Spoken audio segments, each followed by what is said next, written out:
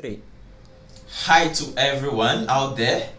It's my pleasure once again to meet you, especially my dear viewers, on this day. As today marks the second day of January 2019, I want to encourage you that any resolution that you've made, any plans that you've actually started to work on 2019, you will see the manifestation.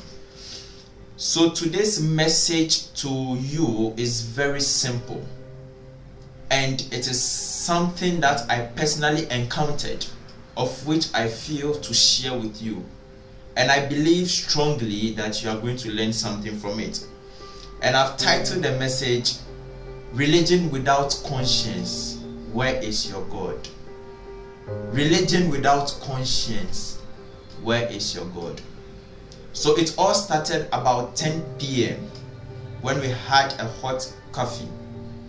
So on our way back to our hostel, I was with one of my friends. So we decided to book Uber, and we were waiting patiently for the driver to arrive. But one of my friends did something that was so dear to me. It actually moved me. What he did was that he bought an ice cream and he gave it to a family that was sitting right on the street. This act of kindness carried a lot of weight, especially looking at the scene, looking at how they were begging and how they were hoping that at least someone would show them mercy, and my friend did.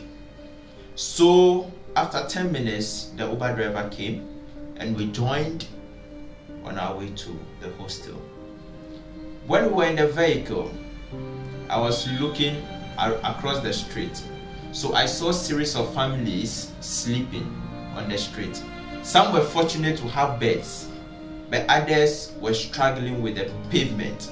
They were actually sleeping on the bare floor.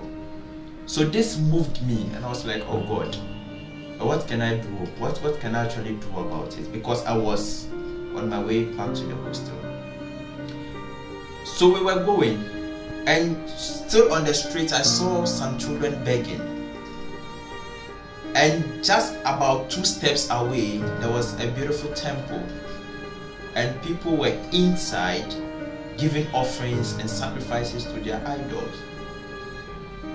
So the first question I asked myself is, how would one possibly bypass children begging for food, looking at how hungry they are, just to enter into a temple and offer numerous sacrifices to their idol? Is God living in structures that has been built with the hands of men, or God actually resides in our heart? So I was kind of contemplating on this issue. My dear brothers and sisters, I'm not saying religion is bad, but religion without conscience is what is killing our society.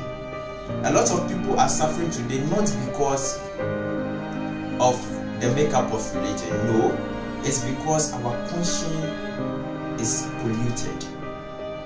We have this kind of bad spirit that we don't want to show compassion and love towards people.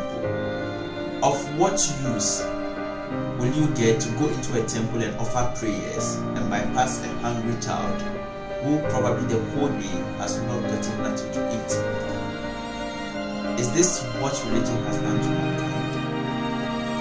I once posted a post which I found very profound, and this was what was written.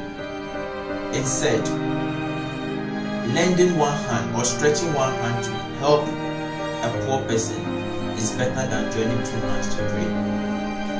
One of my friends quickly saw the post and he backlashed me. I was like, oh, both are equally important.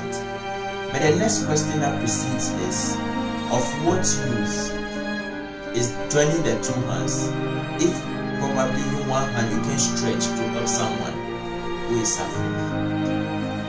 We are so much focused on building churches, temples, mosques, as if God resides there. God resides in our heart. So instead of all this,